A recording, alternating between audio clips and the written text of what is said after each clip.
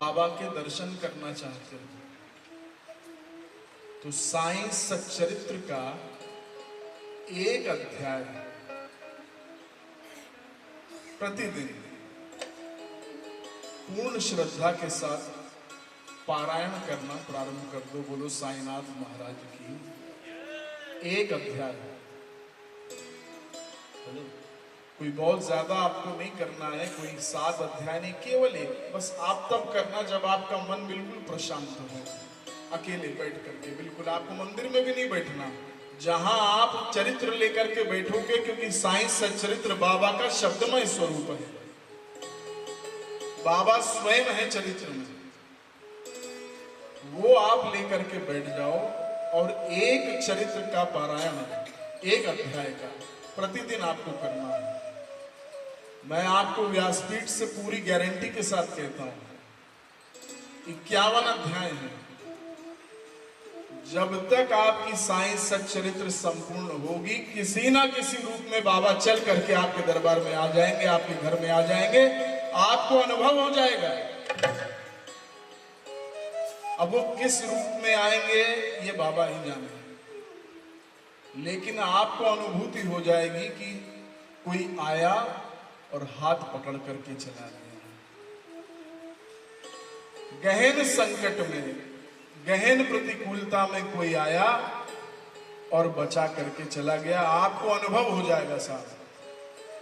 आपको हम बताएं, प्रवीण जी, हम हरियाणा में कथा कर रहे थे, तो वहां पर एक बाबा के भक्त हैं, उनका नाम अमित है। हो गए 5-6 साल पहले की घटना है।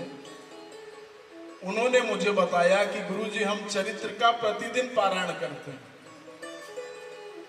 तो उनका जब विवाह हुआ तो उन्होंने मन में ये दृढ़ निश्चय किया, सत्य घटना है, कि हम पत्नी को सबसे पहले लेकर के शिरडी जाएंगे। बोलो साईनाथ महाराज की।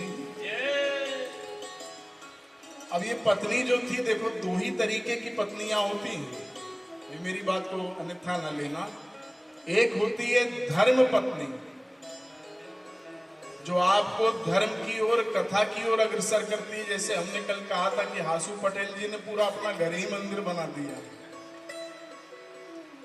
तो एक है धर्म पत्नी, और क्षमा करना, एक है गर्म पत्नी। वहां धर्म नहीं है, बात बात में गर्म हो जाती है। तो उनकी पत्नी जो थी, स्वभाव थोड़ा सा उनका विरुद्ध था, धर्म उतनी पारायण नहीं थी। आ जाता है, ये पहला बेवकूफ है जो शिरडी जा रहा है। बोलो साईनाथ महाराज की। तो मन जो था वो लग नहीं रहा था, लेकिन अब पति की इच्छा थी कि शिरडी जाना है। तो वहां पर गए हैं, समाधि मंदिर में दर्शन किया है। कितने लोग शिरडी जा चुके हैं यहाँ से? क्योंकि आज कुछ और अन्य भक्त आए, काफी लोग गए हैं। बोलो साईनाथ भगवान की, शिरडी नाथ तीर्थ की। वहां पर समाधि मंदिर में दर्शन किया है। और तदुपरांत जब द्वारिका माई से चावड़ी की ओर जा रहे थे, तो धर्म पत्नी का पर्स कहीं घूम गया। अब मन में वैसे ही भाव नहीं था, आना नहीं चाहती थी शिरडी, और पर्स भी खो गया, तो अब मूड खराब हो गया। तो अपने पति को उलाहना देने लगी कि कैसे बाबा हैं तुम्हारे, हम तो सुनते थे कि यहां से कोई खाली हाथ नहीं जाता, बाबा ने तो हमारा पर्स भी ले लिया। बोलो साईनाथ महाराज की। अब इसकी आंखों में आंसू आ गए, क्योंकि देखिए, अपने आराध्य के लिए व्यक्ति नहीं सुन सकता, अपने लिए सुन लेता है। तो ये पहले समाधि मंदिर में गया, कहता तुम यहीं रुको, मैं बाबा के पास जा रहा हूं। लाइन में लगा रहा, बाबा से जाकर के कहा, प्रभु अगर मेरी पत्नी के मन में अपना भाव जागृत करना चाहते हो तो यही सही समय है।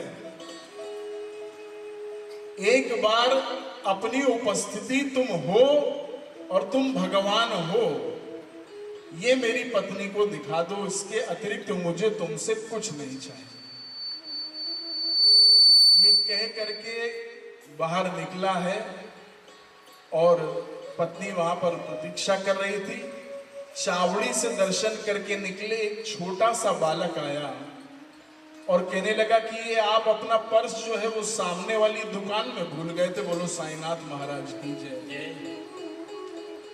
तो कहने लगी कहां पर? वो कह रहे वो सामने वाली दुकान है, बस मैं वहीं काम करता हूं, तो उन्होंने मुझे दिया है कि पकड़ा देना जा करके। खैर प्रसन्नता हो गई कि पर्स मिल गया। वापसी में एक विचार आया कि धन्यवाद दे दें दुकानदार को, जिसने भी ये भाई अपने पास भी रख सकता था, बड़ा ईमानदार है। जब जाने लगे और दुकानदार के पास पहुंचे तो कहने लगा बहन जी आप लोग कौन है? मैं तो आपको जानता नहीं। और कौन सा लड़का? बाबा स्वयं चल करके आए उस लड़के के रूप में और अमानत वापस कर दी। बोलो साईनाथ महाराज की। मेरा कहने का अभिप्राय एक ही है बंधुओं, कि अगर आप चरित्र का पारायण करते हो, कथा का श्रवण करते हो, नहीं कर सकते तो YouTube में पूरी पूरी कथा है हमारी, उसको सुनो। कहीं ना कहीं किसी ना किसी रूप में बाबा का दर्शन आपको हो जाएगा। बोलो साईनाथ महाराज की।